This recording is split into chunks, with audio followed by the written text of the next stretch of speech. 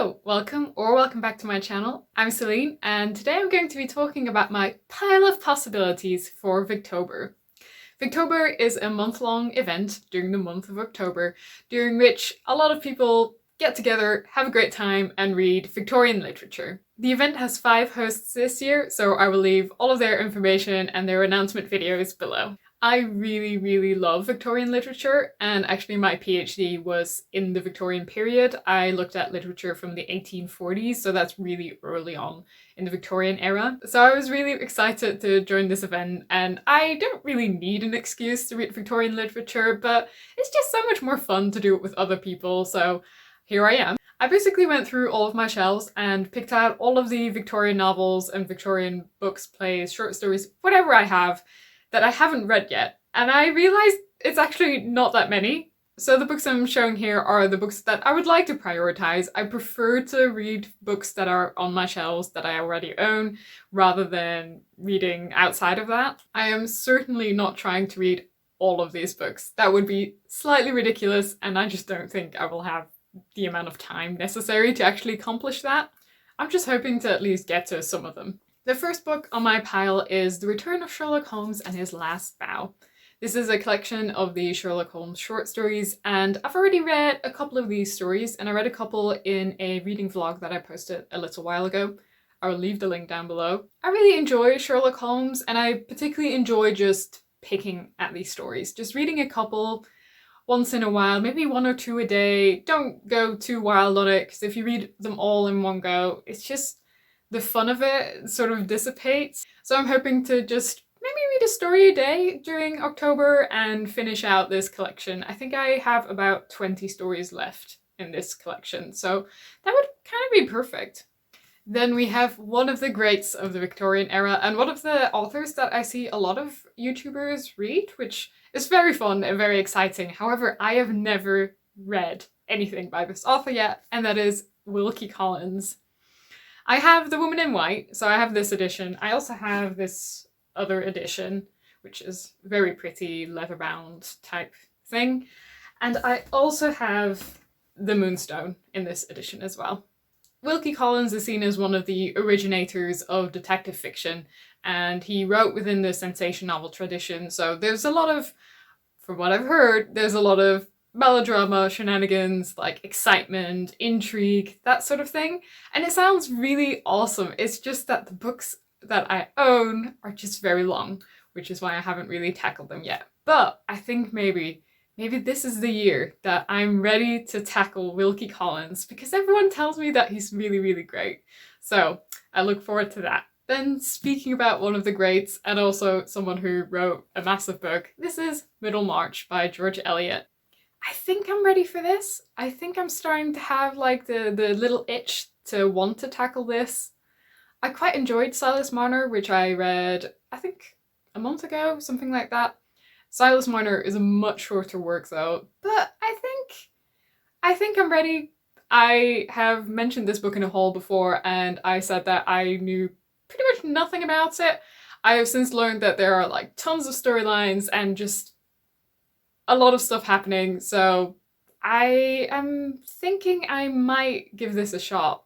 Then I also have 2 more books by Joseph Conrad, who I usually see as a Victorian author, but he lived until the 1920s, so plenty of his books are also from outside the Victorian period. And the ones that I haven't read yet are Lord Jim and Nostromo, which I also have in these leather-bound copies. Now, I remember that one of these is from 1900, which would still make it Victorian. However, the other is from 1904, and I've forgotten which one is which. I quite like Joseph Conrad as a writer, but I do think I have a somewhat complicated relationship with him. I recently reviewed The Secret Agent, which is also one of his books. I will link it down below. And I think he's one of the authors that I really don't hear much about, sort of in the online space. I feel like Joseph Conrad just isn't really popular anymore. His books are all quite different and his style is quite dense, but it is also, again, quite different across his books. So it's not like if you like one Joseph Conrad book that you will like all of his books. So it makes me want to just come back for more, because I want to know, you know, is this one of the books that I like from him, or is this one of the books that I just don't really get on with? And I might read one of Conrad's novels this month. We'll see. I also have Mary Barton by Elizabeth Gaskell. I know this book is dealing with issues around unionism, working class rights, that sort of thing, which all sounds really interesting. So I would really like to get to this one. It's also not super long. I mean, it's still sizable, but it's not ridiculous. So I'm kind of hoping that maybe I'll give Gaskell a shot this year.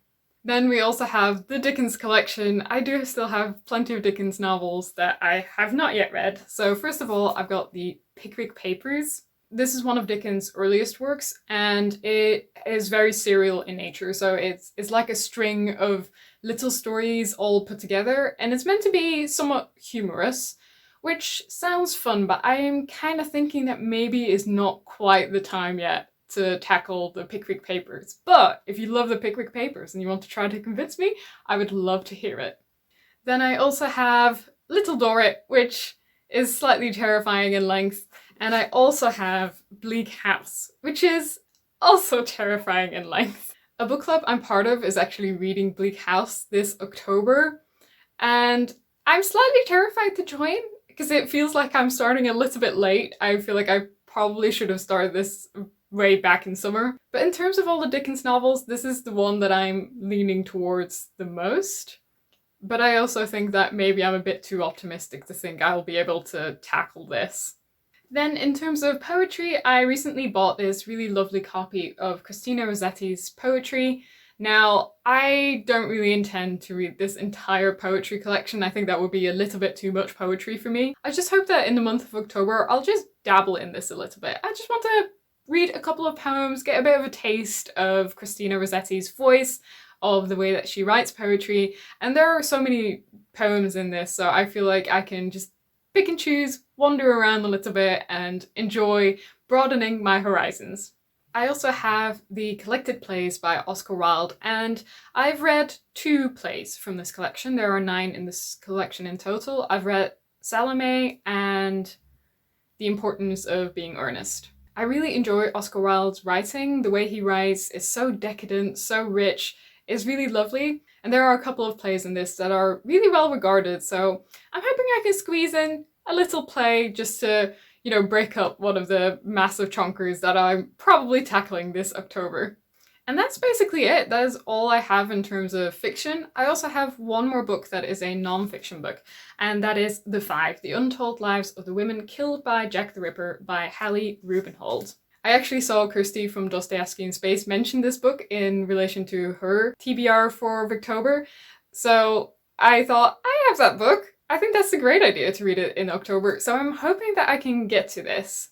Like the title of the book suggests, this is very much a book that is about the lives of the 5 women who were killed by Jack the Ripper, that we know of. Maybe he killed more, that's hard to tell. And she gives a lot of biographical information, and one of the things that she wants to write in terms of the public consciousness is the fact that we have a tendency to see the 5 women as prostitutes or sex workers, and it turns out that this is not really true, that although some of them were indeed sex workers, not all of them were, and that the positioning of these women as outcasts, as less than, is actually a part of sort of the rumour mill, the gossip mill of journalism within the Victorian era.